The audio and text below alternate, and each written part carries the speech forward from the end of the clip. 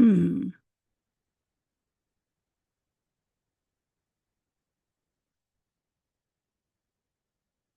Let's see if you like this one.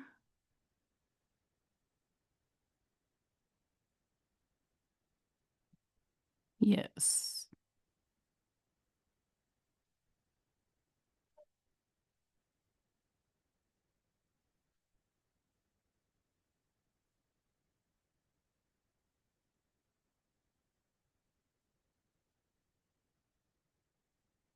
All right. Yeah, I figured that would happen. Okay, well, it was fun. It lasted. Actually, let's back it up. Let's get that a try again.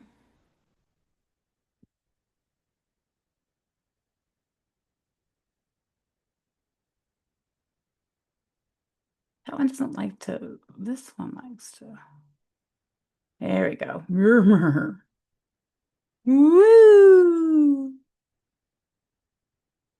No, the fail is strong. Um, don't know. Maybe I'll just delete this one and this one. It just can't handle too many of these tracks going at one time. So, all right. Well, anyway, hello everybody. My name is Kat King, and you may recognize me from my shorts on YouTube about living with treatment-resistant schizophrenia as a disabled Army veteran. I've been living with it for more than half of my adult life, almost 15 years now. Officially, I can say that, I guess. Really am getting there to almost 15 years now.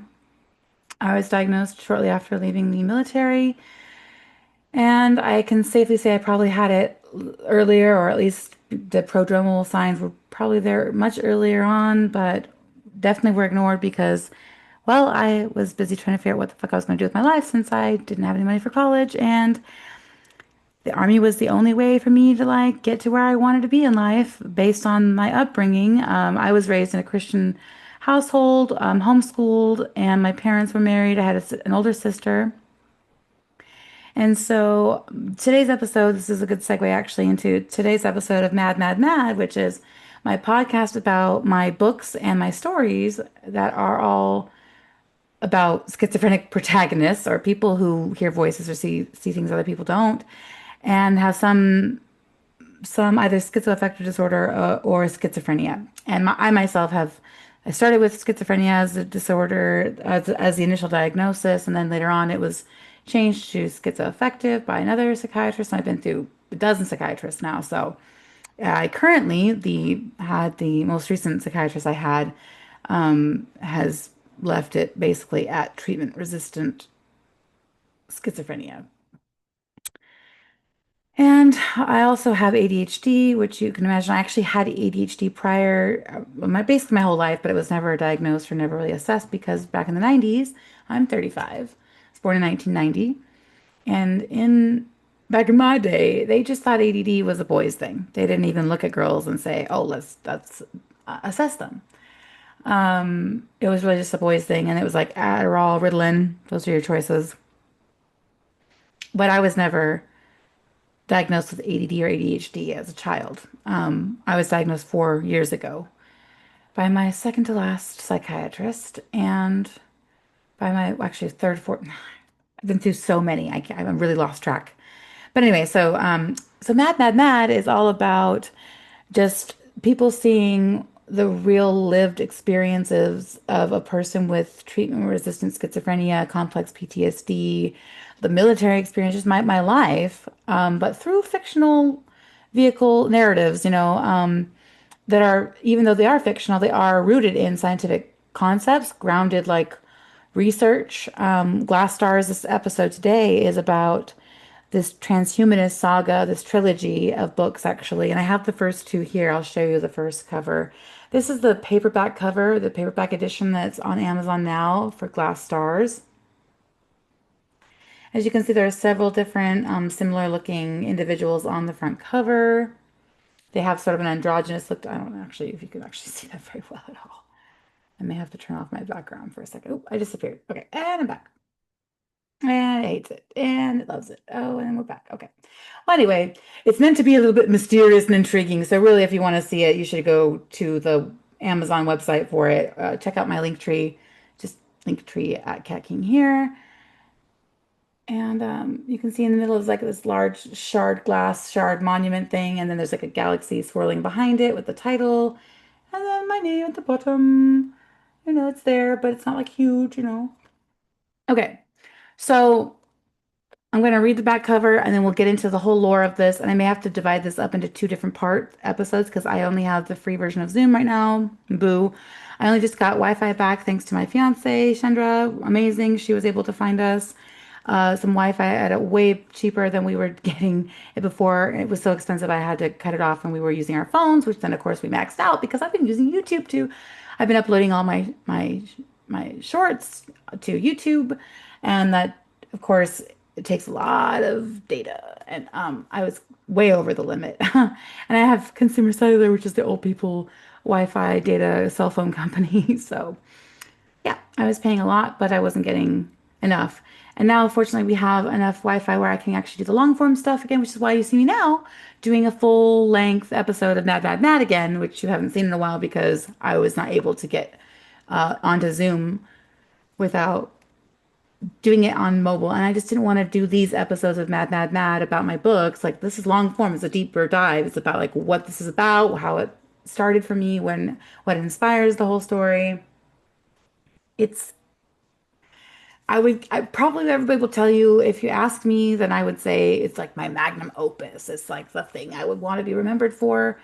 And the truth is, it actually is true that it's the only novel of its kind really that exists. I mean, it's the only novel that was written about a schizophrenic person by a schizophrenic person. And it's the only novel that I can say that actually places the schizophrenic person as the central protagonist or the hero of the story. And even though this is an ensemble, the series is really quite an ensemble, and there are many, many characters, and their arcs will be fully explored. I took this book. It all started with a short story in high school. It was a world building experiment, and it was called Glass Stars, and it was never developed any further beyond that because I didn't really think at the time it was 15 or 16 years old at the time that I published it online.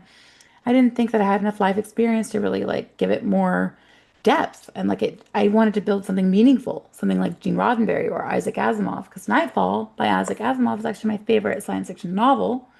And Star Trek was my entire world. My literal like existence revolved around Star Trek Voyager and Captain Janeway as a child.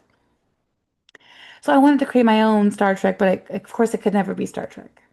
And Kate Mulgrew, my hero, had said at a convention once to another little girl who came up to her and said, I want to be just like you one day. Had said to this little girl, right straight up, she said, like, that's so what a wonderful thing to say, but I want you to be yourself.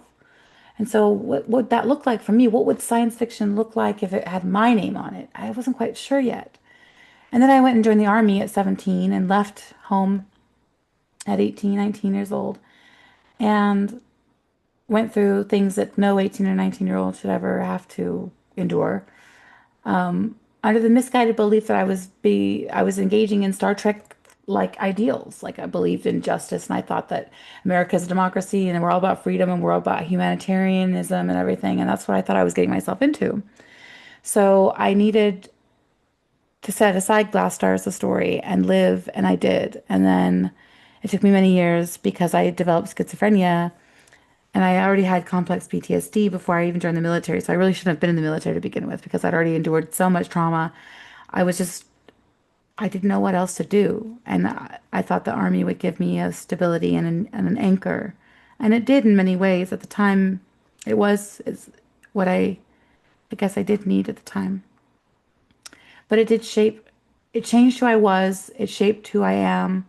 And my experiences are hugely this book is endowed semi-autobiographically with many of my, at least emotional flashbacks to many of the things that I endured when I was in the military. But it's not a dystopian novel inherently. It is actually an evolving, transformational metamorphosis sort of concept, really. It changes, as you can see, like this novel from this novel to the next one in the trilogy, the core trilogy. You have Rebirth, because it starts with glass stars, and then you really do need to read Rebirth after that. You would need to read the first three books, the core trilogy, in order. I don't have a copy of the third book, which is out and available now. I just dropped it like a month ago or whatever on Amazon. But I'm going to put the entire trilogy in ebook format in a bundle on Gumroad, so you can get it in ebook form without having to go through Amazon, and you can get it instantly. And so here's Rebirth. So you can see like there's some similar colors, but you can see like there's a monochromatic look to it with a touch of color and like a little bit of colorization. And it's meant to really be here. I'll just go ahead and turn off my I'll stop sharing so you can get a better look at what I'm holding up here. So here's, yeah, Rebirth. I'm gonna change my background for a second. I did say I wanted to read the back cover of Glass Stars. So we'll start there, and then I'll go ahead and just deep dive into it. You can see my wearing my Glass Stars t-shirt.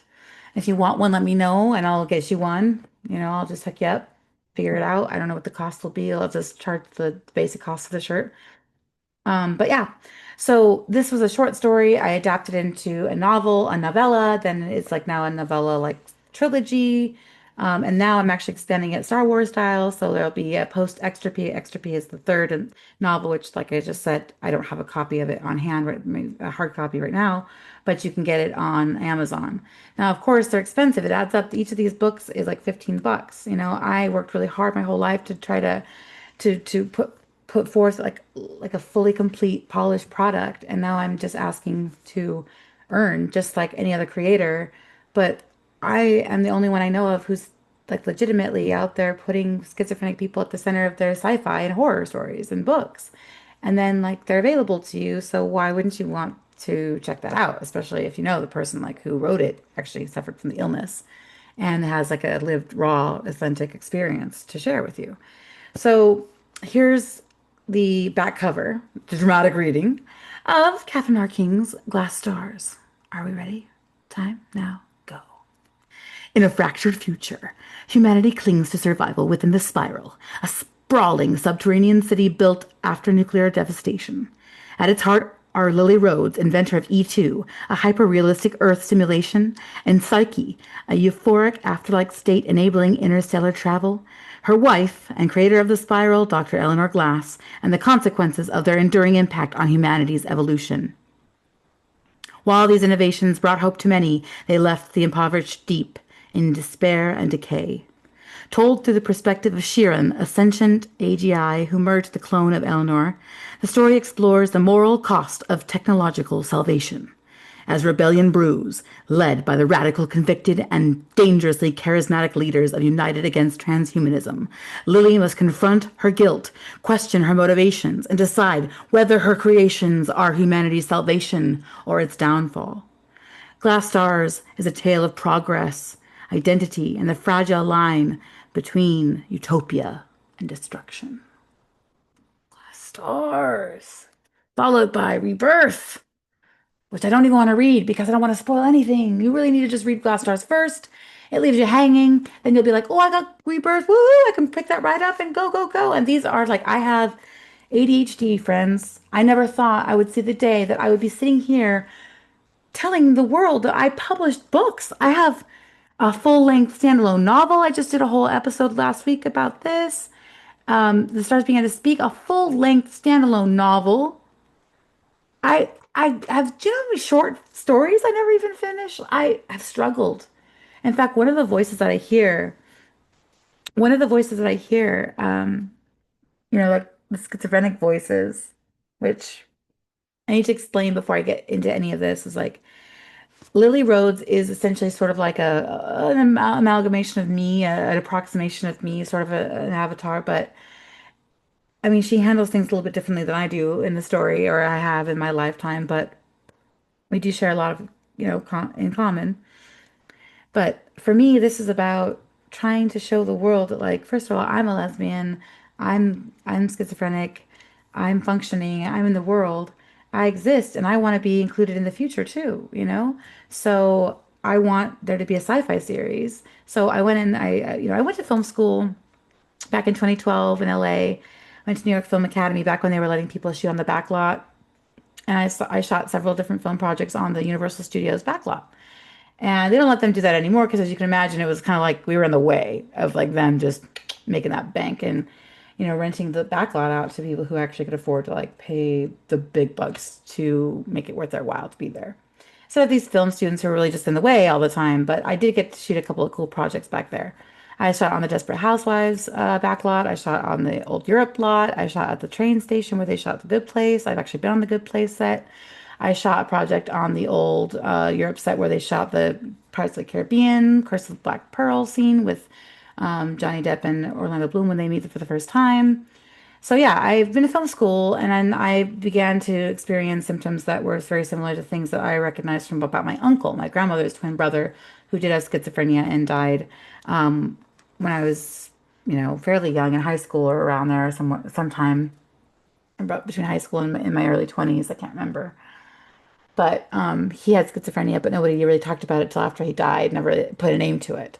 So I didn't really know what I had or what was going on with me, but I just knew that at this point in my life, I was ready to like revisit Glasstar's short story and maybe adapt it or expand it into something more than just a short story and actually come to like conclude it, to have like a beginning, a middle, and end, and have a complete story to tell. And now that I have these these years of just suffering with treatment-resistant schizophrenia and coupling that with complex PTSD and the psychosis that is connected to actual trauma from my past versus psychosis that just seems to come out of nowhere and it's nonsensical and it's very Alice in Wonderland-y or very LSD-like, even though like I've never tried, I just want to make it very clear, I've never done any like drugs like that. I've done shrooms in the past couple of years, but I was diagnosed in 2012 with schizophrenia, and at that point, I'd never even smoked weed. So I did have a lifelong trauma, after trauma after trauma, just a lifetime of trauma that was undiagnosed and unprocessed and uncounseled and just completely neglected. And actually, I wanted to share a statistic that you should know, which is that 9 out of 10 people with schizophrenia have a history of childhood trauma. So it's heavy. When we talk about schizophrenia, we're talking about people who've really been through, most of them have been through something. And even though not that's not the case for everybody, and it's not wise to blanket everybody and paint everybody with the same brush, it can be safely assumed that most of the time that that person is really struggling to walk in two different worlds, which is the world for them, which is the real world, and you, the dream world. And try to explain that to somebody who doesn't have schizophrenia is very difficult. And I'm just lucky that I have enough insight to be at this place in my life, had enough I got enough help along the way from enough of the right people for long enough to get stable. But the medications that I've been taking my whole life, just either they had dangerous side effects that actually were more life-threatening than the illness itself was, because I have enough insight I through some therapy that I had from good therapists, they were able to help me identify some of what I call baseline hallucinations. So Lily has baseline hallucinations and she uses augmented reality. And the story is set in 2152. So it's set in the near future, distant but not too distant. We're already utilizing augmented reality now, so this is a familiar concept. But for Lily, she relies on it to analyze the real world and navigate throughout the spiral complex. And so she created this metaverse, this digital simulated, hyper-realistic, perfect Earth simulation. And she didn't hear voices and she didn't see fully formed disturbing hallucinations anymore when she was inside the simulation. And so that's how she began to spend more and more of her time in there. And that's when she met Eleanor, whose husband had passed away from cancer. And they built the spiral and they met and fell in love. And so the story of Glass Stars is a lesbian love story. It's as much a timeless story of love and identity and unconditional love and just embracing that this isn't a coming out story. This is two women who've been together we can almost say almost over multiple lifetimes without at the risk of spoiling anything, that these women will experience many lifetimes together. And it's, yes, it's a queer story, but there are straight characters in it. There are people from every walk of life and every ethnic background you can imagine. There is something for everybody. This is a universal story. It's a human story. It's designed to speak to everybody. There is someone who you will, could see yourself, in their shoes. There is someone for everyone in this story. So, in as much as, yes, this is my anthem, this is my reclamation, this is my failed creator who's reclaiming their identity as a queer schizophrenic person who's been marginalized, ignored, vilified, mocked, and demonized, and even assaulted and attacked, there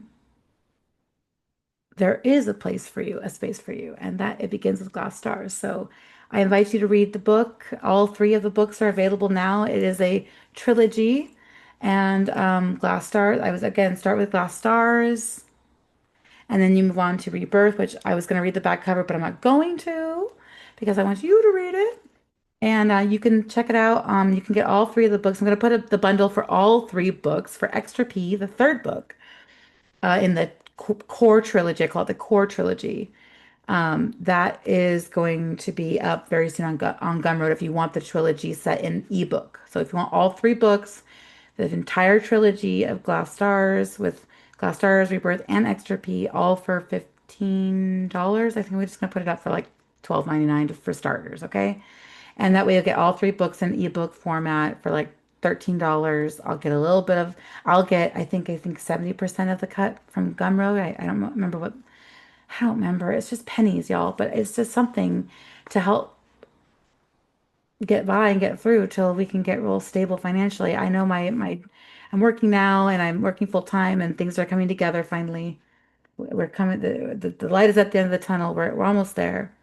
I want to thank my fiance Chandra for standing by me through all of this and supporting me in my endeavors to publish my work, to speak openly about my schizophrenia without shame, without fear, and without just, yeah, there's no reason that we shouldn't be able to talk about these things. And we should have sci-fi and horror about schizophrenia by schizophrenic people, right? So I would start here if you're a sci-fi person. And if you're a hopeful person, if you believe like in a future where, yeah, that we could find, yeah, enlightenment or peace. Death isn't the end, it's just transformation. I mean, all those things are in Glass Stars. It's really about identity is super personal and we are an evolving species. Even though it happens very slowly, we are evolving and we are moving very quickly and we're not quite ready for it. And so people like United Against Transhumanism, they're not exactly, it'll be easy for people to reduce this to say, oh, well, they're making Christians the bad guy and that the transhumanists are the good guys and they're pitting the, religious right against the socialists and the atheists and the bad, evil, lesbian, queer people on the left. But this is a story actually that honors the perspective of Christians and religious people who don't support transhumanist philosophies because they don't want us to lose our sense of humanity. And there is a validity to that. I agree. In fact, as an ethical transhumanist myself, I have to say that I don't support Elon Musk. I don't believe that the richest man in the world, like, that shouldn't even be a thing. If you're the richest man in the world, then you should be able to provide everything that everybody needs, and we should be able to move on as a society together in on an equal footing with each other. You know, it's like, how can you get a gold statue for not doing it? Who gets extra credit for not doing the work in the first place? Extra credit is for the kids who go above and beyond. And so they get an extra, they get more, But like, look, I was just realizing my brand, this is if you recognize this from Star Trek, this is Vulcan's script. It's Kaluchan, which is infinite diversity and infinite combinations. And so, yes, in my own way, Glass Stars is about exactly that same idea of infinite diversity and infinite combinations because throughout the entire trilogy and throughout the entire course of the series, which, like I said, I went from a short story to a trilogy of books, of actual novels. And now then I actually adapted it into a pilot script and I submitted that to a bunch of different festivals and things like that, whatever I could afford, which wasn't very much. But over the course of the pandemic, I was able to walk away with like 10 or 11 accolades, semifinalist, laurels, lots of quarterfinalist stuff. But none of it really matters. What matters is, do people believe in the story? Do people believe that somebody with schizophrenia should have a seat at the table in the world of film and television? When historically, it's just Hollywood, it's just M. Night Shyamalan, just out there fucking spewing all this bullshit about conflating DID with schizophrenia is heinous enough. But then, of course, to take it a step further, which is to depict both of these illnesses in such a dangerously stereotypical way. In 2019, I mean, aren't we beyond that sort of sensationalism? Shouldn't horror, I thought horror was meant to be more intelligent than that now. Like, I thought we were into things that were more true to life. Like to me, horror is the real shit that like could happen. And for me, schizophrenia is a waking nightmare. It is a horror movie. That's my every day, 18 hours a day plus, depending on if I get any sleep at all. And then if I get any sleep, it's very little usually because I'm constantly bombarded by voices threatening to hurt me or trying to egg me on to hurt myself. And while there may be people out there who are hurting other people, I'm not one of them. And there are over 1.5 million people who are living with schizophrenia right now who aren't hurting other people. What about us? Why don't we matter? Why isn't there a Make-A-Wish Foundation for us? Why aren't there film festivals for us, about us, by us? When I was in film school, do you know what my thesis was? It was about a teacher with schizophrenia who has a break in front of her class and it almost loses her job over it. And then, but at the last minute, the kids come to her rescue and they stand up for her, even when the parents are all in the principal's face trying to, convince him that it's like the worst thing in the world to allow this woman to continue to teach because there's no way she could ever be safe around kids after what just happened. It's about finding our humanity, reaching ourselves, our empathy, that everyone was born with empathy. We were all born with it, except for people who don't have that oxytocin, that chemical empathy. But you can still cognitively understand, like, could you understand that if that happened to you, you would feel a certain way. You understand cognitively, even if you don't feel like gut, like you don't want to cry or you don't have a gut reaction, you still, or emotional reaction, you still cognitively can understand why it's wrong to depict people who are suffering, who are just as scared of our feelings of lack of control, or our inability to control or stop the voices, or stop or find peace, a moment of peace, to be alone with my own thoughts, to be alone with my own self. Because what people misunderstand so often about schizophrenia is that they think it's my voices are my own thoughts, and I'm some sick fuck because I have these fucked up thoughts about raping myself with knives or raping other people with knives, and I can't recognize them as my brain's misattributing these as external, even though they're my own internal thoughts. That's what I really think about myself or other people, or that's what I want to do to other people. That's not it at all, and I just want people to understand. And that's where art comes into play. Art can lend us a space and a place, and science fiction should be the place. But how many schizophrenic characters are you seeing in sci-fi who aren't again a psychotic killer of some kind, or again it's just a plot device? It's got to stop. The exploitation has to stop. If anybody should have the right to publish a science fiction or a horror story about schizophrenia, it should be somebody who's been personally impacted by the illness. Why should you profit off of my suffering? Why should anybody profit off of another human being's suffering? Augmented reality is becoming a lifesaver for me as an individual with schizophrenia, with treatment-resistant schizophrenia, because no other medication has been able to give me the ability. My phone's camera allows me the ability to reality check, to be able to tell if something is real or not. And so I'm coupling that with this AR-based app. So I can go out into the real world, and if I see something that I think might be hallucination, remember I've had this illness now for almost 15 years. I'm 35. So I've been again able to, through some therapy, be able to recognize some baseline stuff and ignore it, or just, yeah, generally I just ignore it, or I can like joke about it, or I don't, I'm not phased by it and I'm not on edge because of it.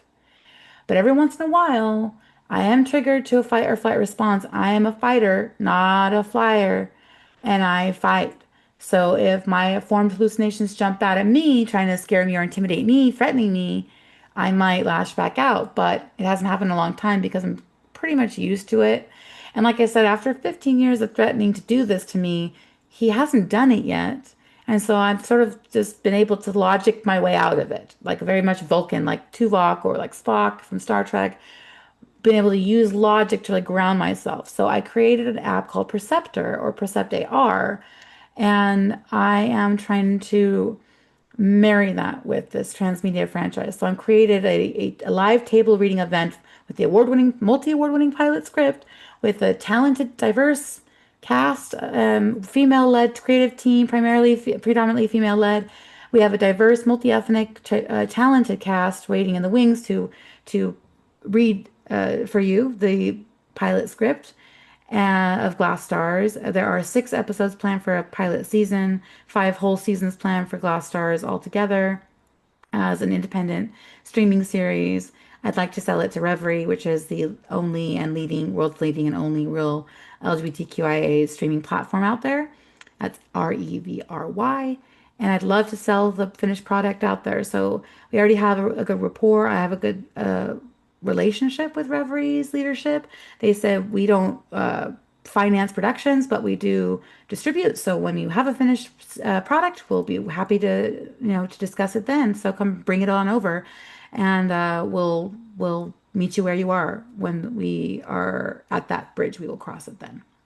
So it's really encouraging to hear that they wanted a flagship sci-fi series that was centering LGBTQIA voices, as well as especially Black and Indigenous people and people of color. I mean, it just, we have a wonderful cast, and I've been doing the Hot Shot podcast interviews with some of our cast members who've been so gracious to participate in them pro bono, like Brooke Ballesteros, who plays Bex, and we've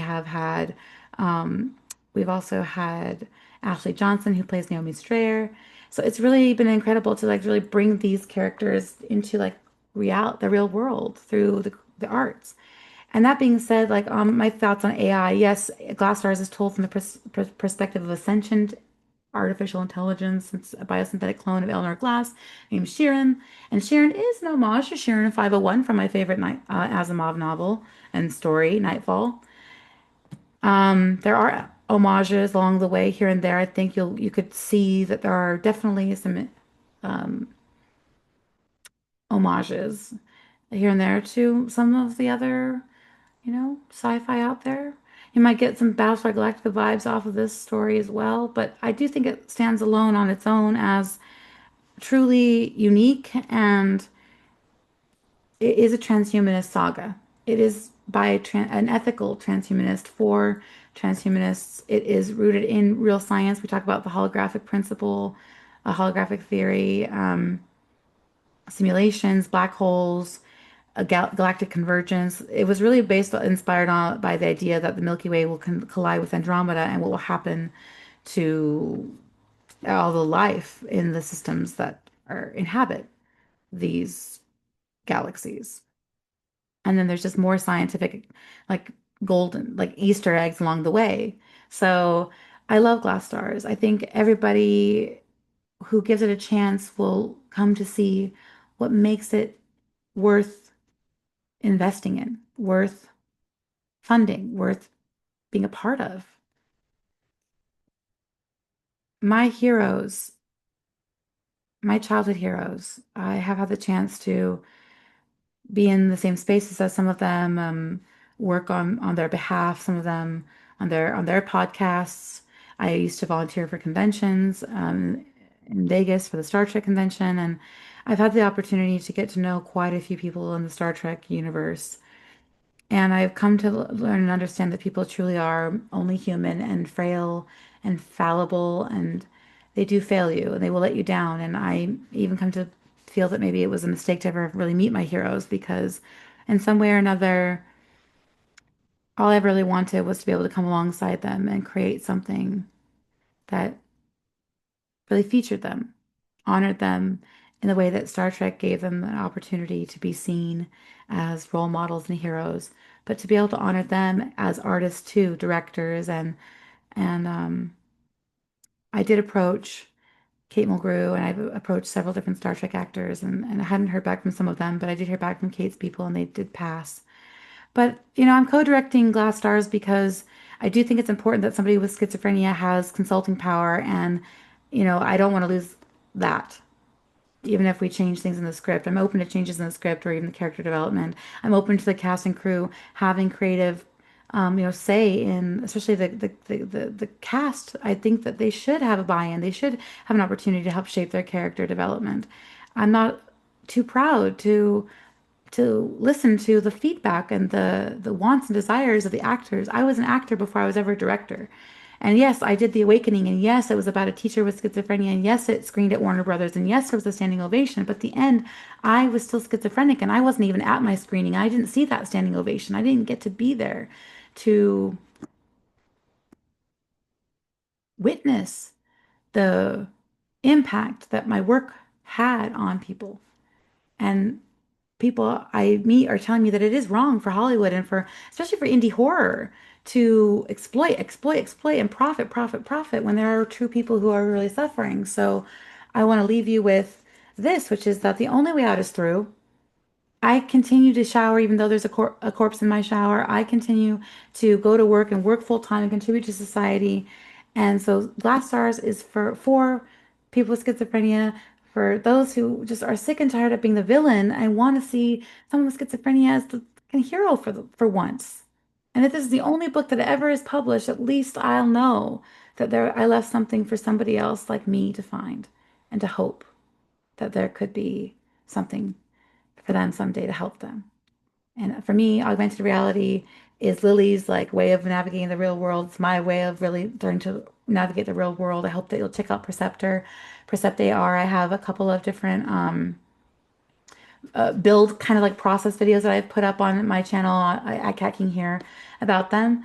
Um, Tune into the Hot Shop. That's the podcast. That's the official podcast of the Glass Stars series and the Glass Stars live show coming up in January. Tickets for that are available now. We are going to sell out. We have 571 people RSVP'd, and we only have space for 295 people at the Glass Stars live event. So get in there, get your tickets now while you can at glass-stars-live.eventbrite.com. It's here in Seattle. Can't make it. Tune in via live stream. Get your tickets now. You do need a ticket to get into that live stream. There are 100 spots only. And like I said, get them now. I know it's in January. It seems like a forever away, but I promise you, you don't want to miss it. Thank you for supporting schizophrenic creators. See you next time at the next Mad episode. I'll be talking about my next horror novel that just dropped. Can't wait. See you next time.